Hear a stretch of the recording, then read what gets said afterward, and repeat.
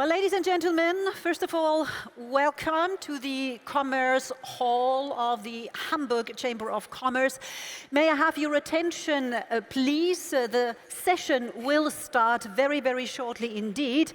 But before that, we have the great pleasure to meet the master of the house, namely the chairman of the Hamburg Chamber of Commerce, Professor Norbert Aust, who would like to say a few words of welcome to you personally. So, ladies and gentlemen, please put your hands together for Professor Aust.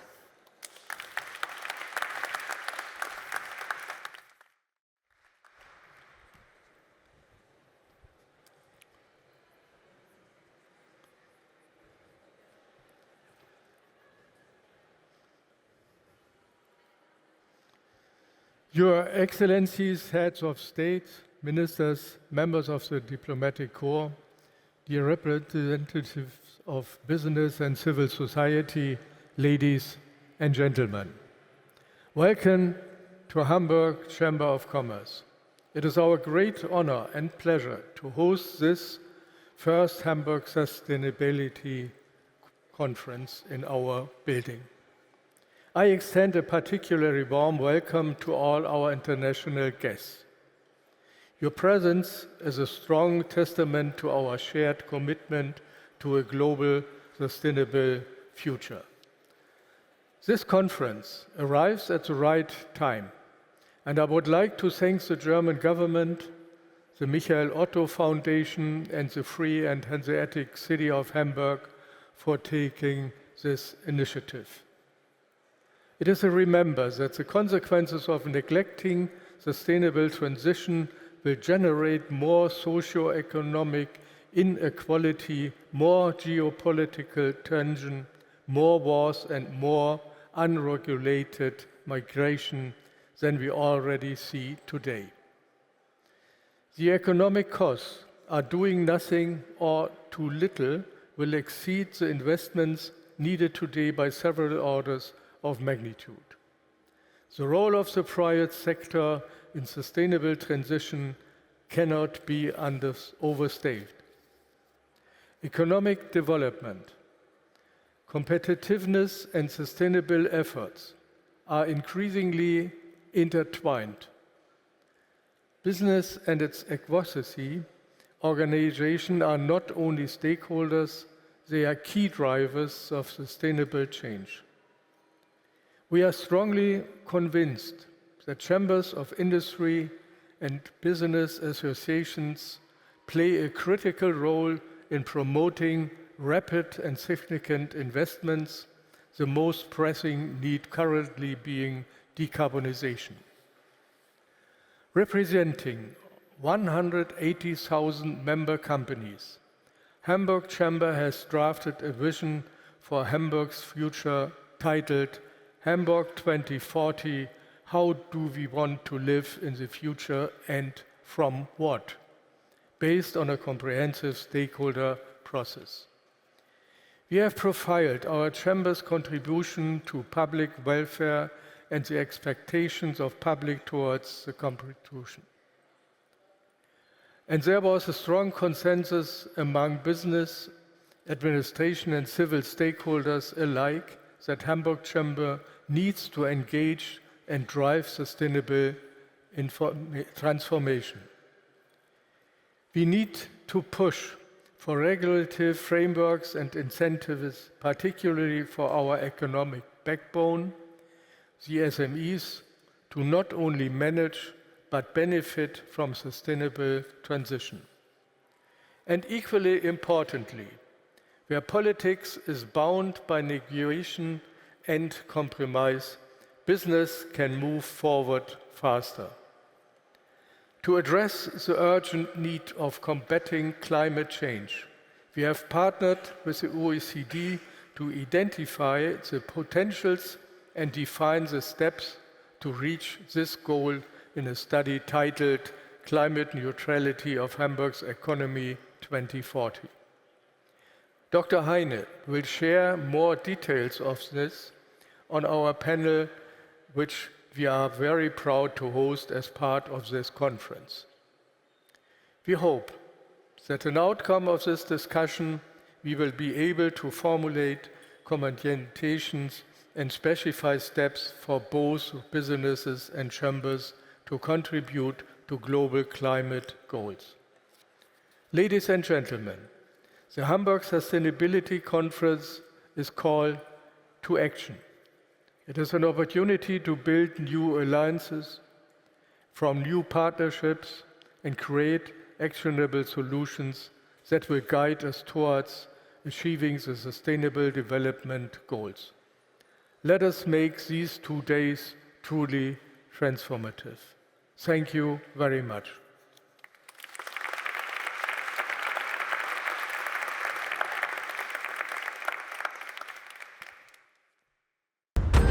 This is the New Alliance Talk. This is the New Alliance Talk. Business alliances lever decarbonization. Please welcome to the stage Monika Jones from Deutsche Welle. So, hello again, and thank you so very much, Professor Aust, for your welcome words in which you were already laying out a lot of the issues that we're going to talk about. So my name is Monika Jones. I'm an independent broadcast journalist, I have to emphasize that, and a freelancer, also working for German international broadcaster DW. And it is my great pleasure to chair this panel session now. Business Alliances Lever Decarbonization is the title. So what we're going to look at is, of course, what kind of business alliances could those be, and what exactly can and must those alliances do in order to motivate businesses to invest in climate action in order to reduce the carbon footprint of both global trade and the economy as a whole. And we have a fantastic panel here with us. Before I call them to the stage, may I just remind you that it would be super helpful and polite to make sure that your mobile phones are on silent mode. And I just realized that everybody who is sitting on this side in the auditorium has a hampered view of the stage, because this will remain. So if you want to swap, there's still space over there. Feel free to move. That's perfectly okay. So I'm going to introduce very briefly our speakers to the stage, or rather I call them to the stage and introduce them once they're up here. So ladies and gentlemen, please welcome Dr. Malte Heyne, Rüdiger Ahrend, John Denton, Pamela Coke-Hamilton and Stephan Schnabel.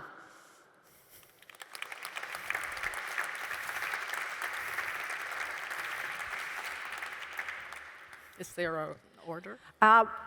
No, I recognize you. I think you can sit the way you can choose where you want to sit. That's perfectly okay. Can't put the two girls together. Just Why not? Oh, that's a nice mix, exactly. Of course, we could have said that you sit outside, then the two females on stage would sort of be, on the but power, it's okay. yeah. Well, no bookends. yeah, okay. let's not Okay. frighten them too much. So, let me just briefly tell you who we're dealing with here on stage. So right next to me, as I mentioned, Dr. Malte Heyne, who is the CEO of the Hamburg Chamber of Commerce.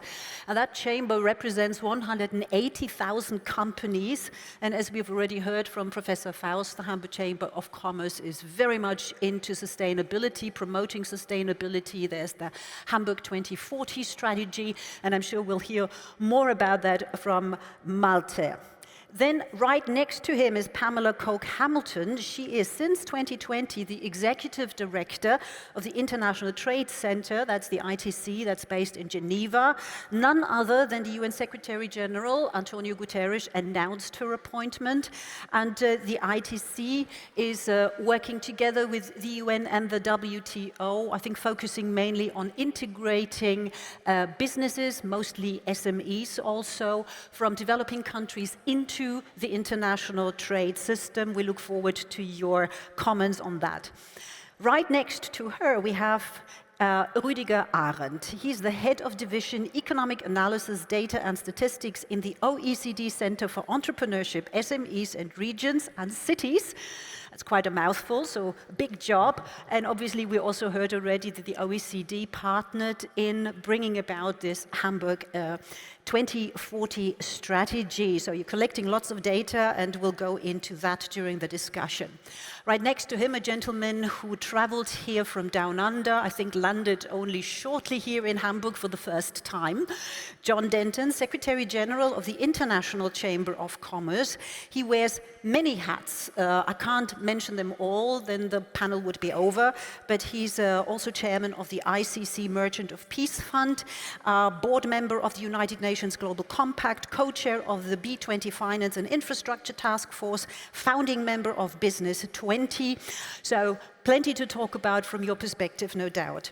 And last but not least, the gentleman opposite me here on stage is Stephan Schnabel, and he's actually, we're talking about business alliances, he's actually somebody who owns and runs a business. He is the CEO of HELM AG, which is a globally active family business in the third generation, I believe. And it's one of the largest independent chemical companies in the world and represented in 30 countries.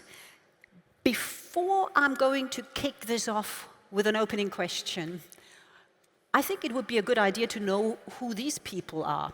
Now, I'm not going to ask you individually, but it would be great to have a show of hands, 2, 3 questions, just to get an idea, a sense of the setup here. So can I have a show of hands, please? Who of you owns or runs a business? Okay, so we have a handful, a little bit more of a handful of practitioners in here.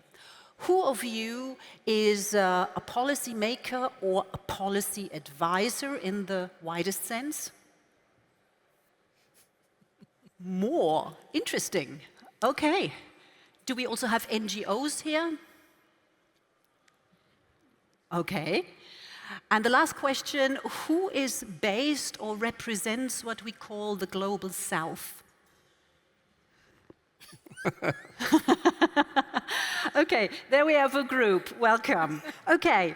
I think that's very interesting, and perhaps also helps you to sort of phrase your comments. And let's start with you. So we do a little opening round just to get to know you better before we get in the discussion. And starting with you, Malte. So with this Business Alliances Lever Decarbonization, the Hamburg Chamber of Commerce seems to be really into it. How do you lever decarbonization? It's only just a quick introduction you want to me. Yeah, but thanks again, Monika, for welcoming us and for moderating this panel. You know that we are the Chamber of Commerce from the free and Hanseatic city of Hamburg. Hanseatic means very traditional and very sustainable by itself, but also quite bad in marketing. Yeah? So, but why are we so interested in sustainability? Is because we feel that it's a business case. Yeah? We have opportunities to increase our competitiveness by a sustainable development of our business location of Hamburg in total. And we are very convinced from that. You know, climate neutrality is our goal by 2040, as our chairman said.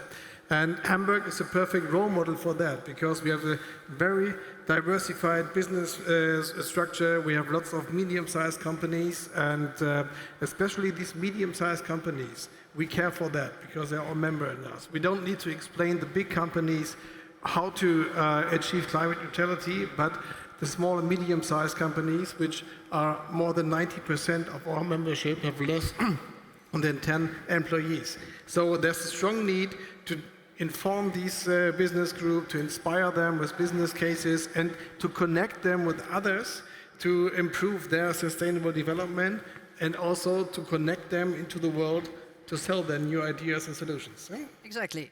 Do good things and then talk about it. Quick follow-up question. Why 2040? Why not 35 or 50? Why 2040? So we set up this strategy in 2020. Yeah? And you know, it's an investment cycle that you can proceed 20 years, and also we need lots of infrastructure investment. And sadly to say, in Germany, it takes 20 years to build infrastructure. Let's not go into that. I arrived by train. Rüdiger. OECD and Hamburg 2040 is actually based on your report, which has a somewhat longer title, Reaching Climate Neutrality for the Hamburg Economy. Why did you get involved? Why is it important? And how do you see the role of business in this transformation? Okay, let me start just by saying, to put things a bit in perspective, I mean, this transition to climate neutrality that we're talking about, that's an economic transformation that's by far the biggest in breadth and also the shortest time span that we've seen in any economic transformation in the history of mankind. So this is totally unprecedented. And it's also clear, and this comes to basically what's the role of business. I mean, if we want to make this transformation happen, something that we have never done before in the history of mankind, I mean, if we don't involve the private sector, it's not going to work. So I mean, that really is clear that that's an absolute necessity. Then on the other hand, and I totally agree with what Heyne has been saying, I mean, the transformation that we are facing is not just something we need to do, but it's also a great opportunity for business. So I mean, if you position yourself well and right, I mean, you can be a leader in a new field that's opening up over the next decades, and you have, I mean, almost unlimited possibility to grow your business if you're in the right spot. So I mean, that's also something that's not just a burden or something, but it's also a fantastic opportunity. So I think that's also important to see that.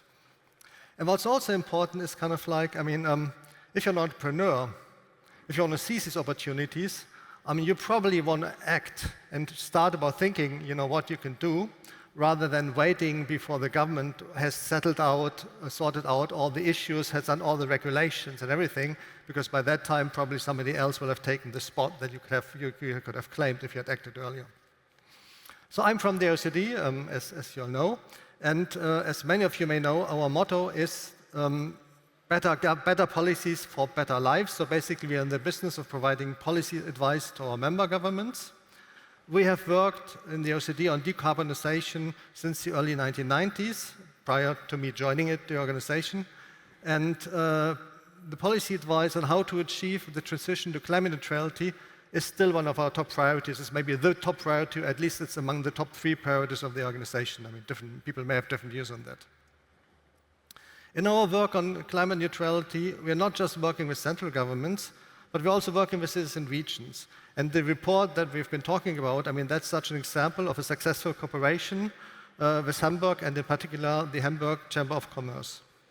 And in the report, I mean, I'll very briefly give you some ideas of what we're doing in the report, what we're suggesting. And the report is not just, you know, OECD is kind of like, you know, coming from heaven and is spreading some advice or whatever. But we've been working really together with the Chamber of Commerce, with the enterprises in Hamburg and other institutions in Hamburg to basically co-create this report. And one of the main findings is really that there's a need for cooperation between the businesses. That may be less true for the really big ones who have like huge research departments and they can easily kind of like put 20 people doing on whatever they think needs to be done. But a lot of the SMEs just don't have these capacities. Mm-hmm. And for them, it is absolutely crucial to kind of like to work together in networks and to make sure that they can exploit, you know, the benefits of, you know, basically pooling resources or learning from each other. And that's also where where chambers of commerce in general and in Hamburg, the Hamburg Chamber of Commerce, can play a really important role in kind of like organizing these networks. And obviously it's the enterprises, I mean, who need to do the work and who need to implement these things in the end. But still, I mean, this role of, I mean, basically a facilitator or kind of like somebody who has the convening power is an incredibly important position. And I think the Chamber of Commerce are particularly well placed for taking that role. So it's also about basically, because you stressed the role of SMEs, it's in order to leave no one behind. When you say business can play a big role, sort of big business have to lead the way in order for SMEs, also in order to change policy so that SMEs even stand a chance. And we'll talk about it in a second. Wanted to bring John Denton in because he and in particular the ICC is in a prime position to lead a decarbonization globally. More than 45 million members in more than 130 countries working together with thousands of chambers of commerce. So it's like you sort of the center of every activity that is happening, but surely they're not all on the same page, or how do you go about it? Because this transformation and this drive to decarbonize trade and the economy is also at the heart of your work. Wow, makes it sound really big. First of all, thanks very much for having me, and it is my first time in Hamburg, and I want to make a statement here. You deserve a better airport. This is a magnificent city. And when you asked the questions before, I've also run a business. I'm involved in policy. The ICC, we're actually a not-for-profit, for-purpose institution. And I'm from the Southern Hemisphere, but the ICC, we're actually in 170 countries, 70% in the Global South. So when I sit here today, I think I'm covering a few of those bases. Just a couple of things. What really drives us, I think, is the ambition. Because as you say, we're at the center of this. And you think about what we're trying to do now is we created an ambition for the organization. And the ICC is an institution. Actually, it's an association under French law. The parties who are part of it share in a common purpose. And the purpose of the ICC is to enable business worldwide to secure peace, prosperity, and opportunity for all. And that may sound bold, but it is. It actually is a very ambitious plan. When I came to the ICC 6 years ago to take on the role of leading it, I discovered that one of the key elements that we needed to be pushing for, because you can't do business on a dying planet, was actually activity to ensure that we had alignment within the network to support activity and action on climate. So in 2019, we put together, for the first time ever, a coalition of 2,000 chambers, which were committed to 1.5. The reason I did that was that one of the arguments I was having when I first came to ICC was that, from politicians, was that it's interesting for big businesses, but SMEs don't care. And I said, I'm going to prove you wrong. And we actually did prove them wrong. And then what unites us is a big ambition, a motivation to act, and the need to align. Because you think about it, you have the big ambition, you have the action, and it all becomes easier for transformation if you can align. So we have those first two parts moving. The bit that we've come up against is the alignment issue. What we discovered is if you actually want to achieve transformational change, you've got to have frameworks that are aligned to support that. We don't have that. It's a big And that's actually a order. really interesting issue for us because there is a fundamental tension between profitability and sustainability. And I don't think we should, I mean, I'm an Australian, so maybe we're too frank, but that tension needs to be resolved. Yeah. But it can't be resolved one way or the other. It has to be resolved through an alignment and an integration. Yeah. And frankly, from our position as the private sector organization, the only way we're going to be able to resolve that effectively is not by coming up with a whole new global economic model. We don't have the time for that. But by looking at the model we've got, which is based on markets, which is based on capitalism, knowing that from the history that markets and capitalism, when they're properly aligned, can deliver exponential change, we actually have to spend our time redesigning the way in which the market operates to support that. And that goes to alignment issues. For the first time ever, for example, in alignment, last year, Pamela and I and Ngozi from the WTO decided that this is so crazy. Trade and climate are discussed in separate vectors in the global world, and yet trade accounts for more than 50% of emissions. They should be brought together. You can't, I saw one of the sessions here is around technology. You know, you can't transfer a lot of technology because of the cost, because there's no environmental goods and services agreement which will lower that. Doesn't that tell you there's actually an integration that's necessary to align all that? So when I think about the challenge, you've got to have the ambition, you've got to have the motivation to act, and frankly, you've got to cut pushing through to create this alignment. And chambers, and I listened to the description of your chair of this chamber and Malte's description of this chamber, all politics is local.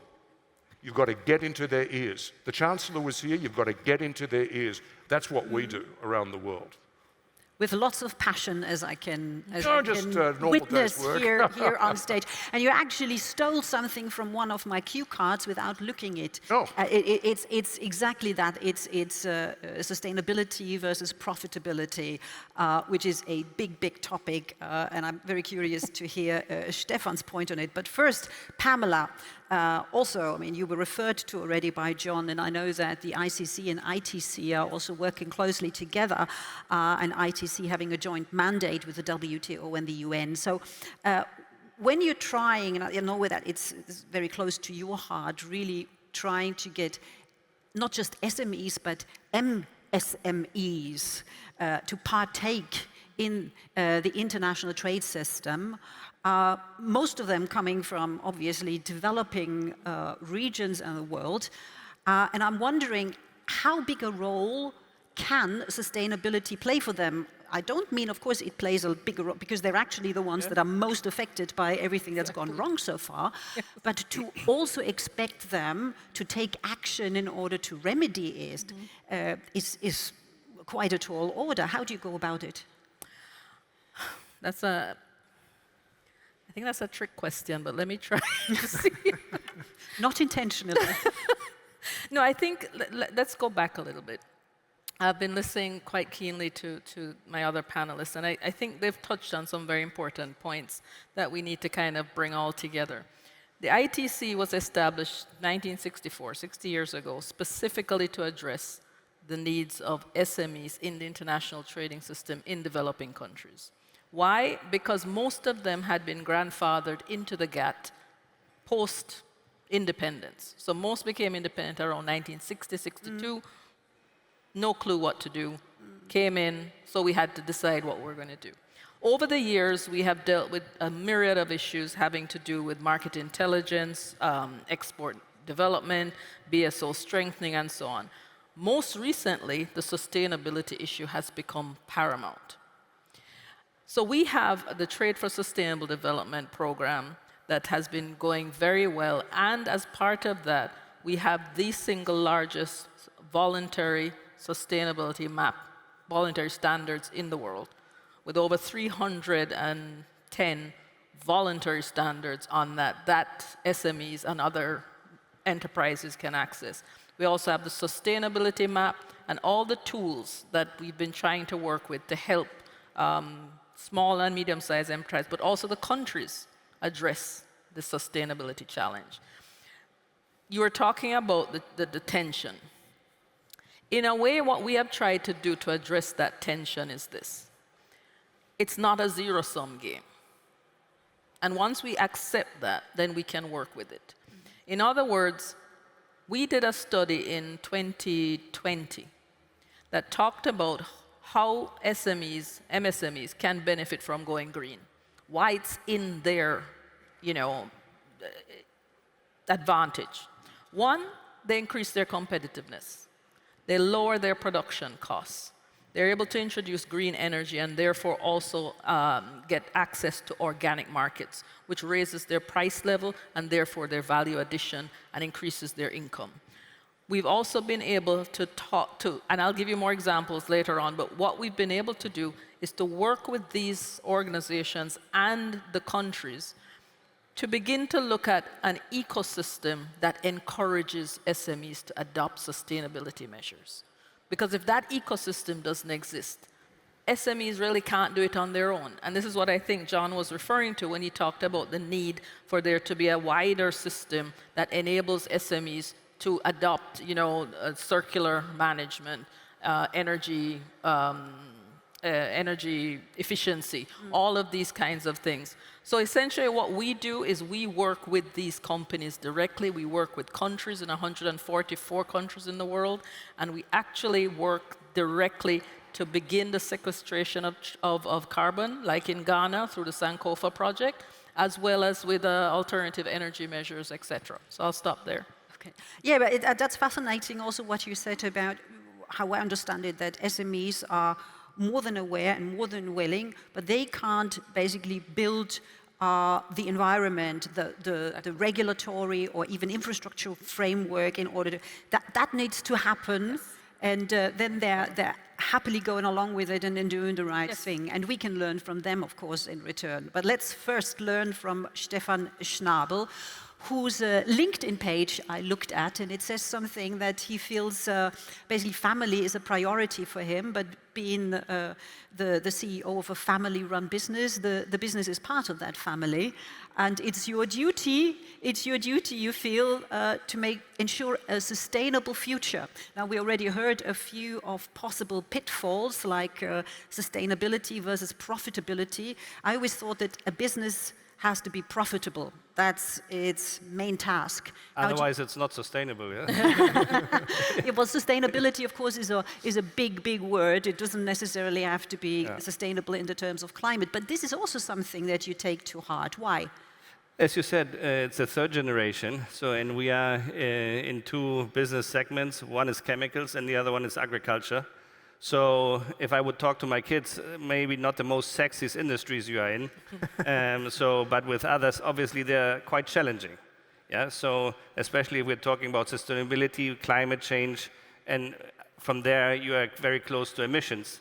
So in chemicals and agriculture, we are not maybe on place number one. I would say energy production is the biggest emitter, but we are for sure in the top league with chemicals and fertilizers. So there are only two options. Either I'm in the 10th floor, you open the window and you jump out. Or you say, okay, I have to do something because at the end, you want to pass something over to the next generation. So, and as there is the big need to do something, we believe strongly that there is a value to capture.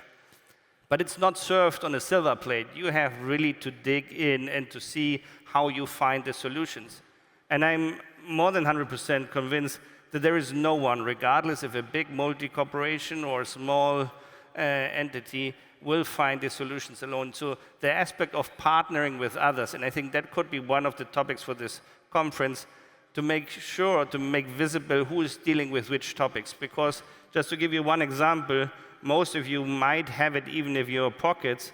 We have partnered up with the company Cargill in the US, and with the leftovers of the production of or processing of the corn, we are producing today a chemical called BDO, which is in your mobile phone covers.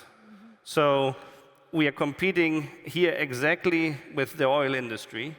It is more expensive. It is in the production more expensive. In the capex, it's more expensive. But we were dealing with the customers to make them understanding what advantages it has, and we were finding new pricing models which were disconnecting our price from the oil-based price.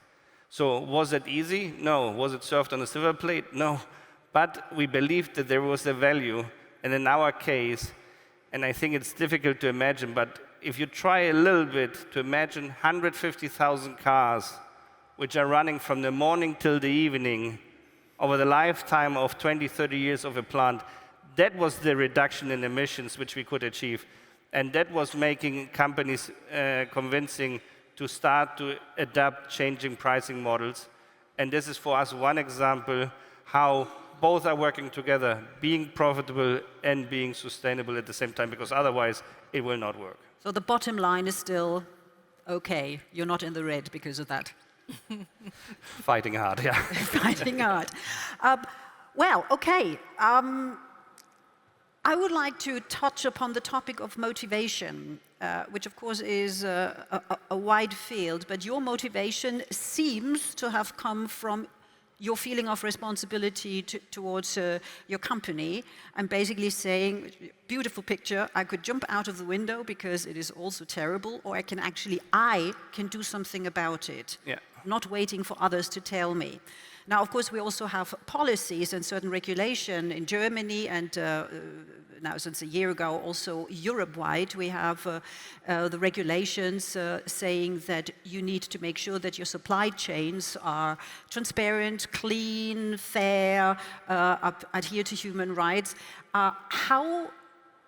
How would you see, Pamela, the importance of this sort of personal or also private sector initiative to do something, and the policies, the regulation that basically enforce action?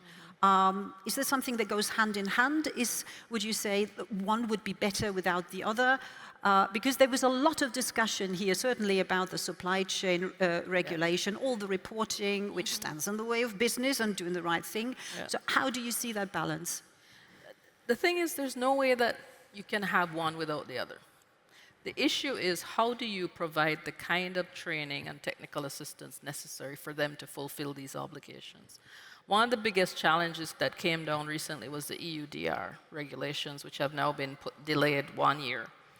But the kind of, explosive impact that that announcement had, that rippled across the world in terms of the cocoa, the coffee producers, the palm oil, all the commodity producers who are going to be impacted. You have 2,000 small farmers on a hill in Honduras. How are they going to do this? How are they going to do the geolocation? How are they going to make sure that they're able to meet the requirements of an EUDR? And this is true across so many other aspects of what new environmental regulations mean, what they'll have to do in terms of being part of the new national determined contributions, which are due in Belém next year. Small and medium-sized enterprises need the help. They need the training capacity. We've done actually a template to help countries help their SMEs. And that's why we also work with ICC and other BSOs and big organizations to see how we can get them to help their members, because it's the only way it's going to work. One of the things I've always said is that the objective of becoming sustainable and having an environmental policy that is going to save us is a valid one.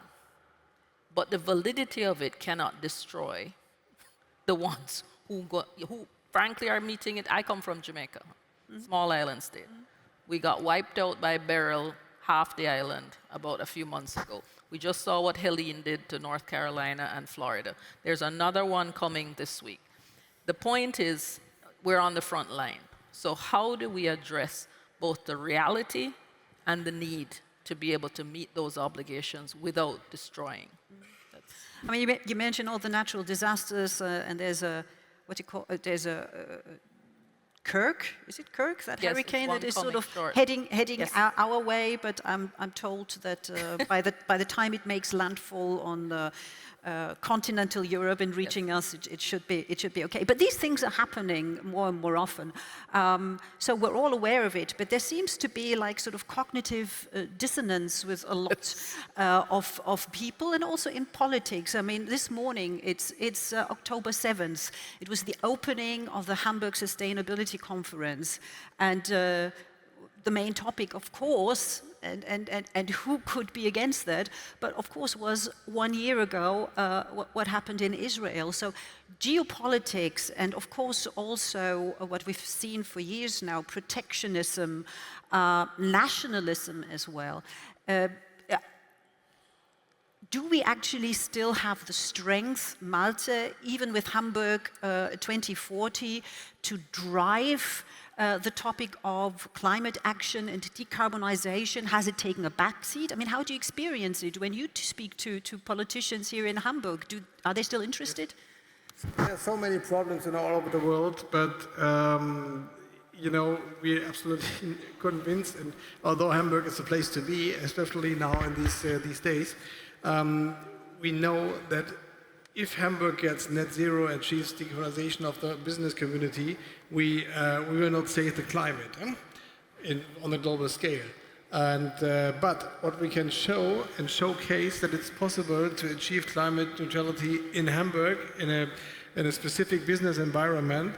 And if this is possible to achieve, other locations, other cities can also achieve climate neutrality. So this is some sort. Our motivation is to inspire our business community, go for that net zero race, and then sell your solutions to other places over the world.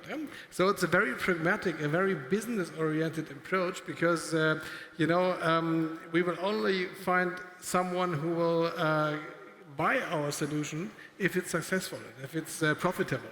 So if we dig to all the global problems in a direct talk, with a small company, this company will say, what do I have to do with all these global problems?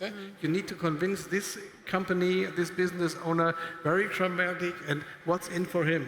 And that's our approach, our duty to convince people and to connect the profitability with sustainability. This is where you need to convince, you need to inspire, you need to connect people and then show these opportunities.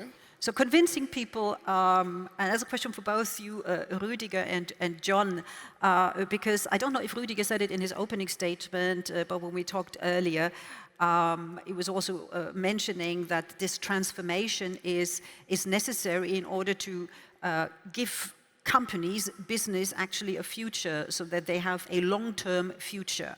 And I'm just wondering whether that thinking again is too, if you like, altruistic or too sensible when you think about profitability aspect. Maybe SMEs can think that way, family-run businesses think that way. But what about the big companies, those that are listed, that also need to do something in order to reduce their carbon footprint?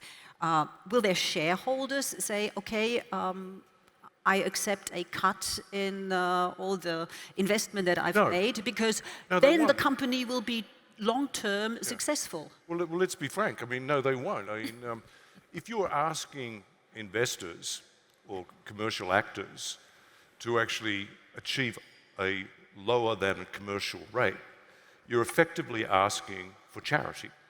I'll just be really clear about that. And let's be explicit. Governments do not have enough money, which is one of the issues we have, and I think you might see it played out a little bit in Germany.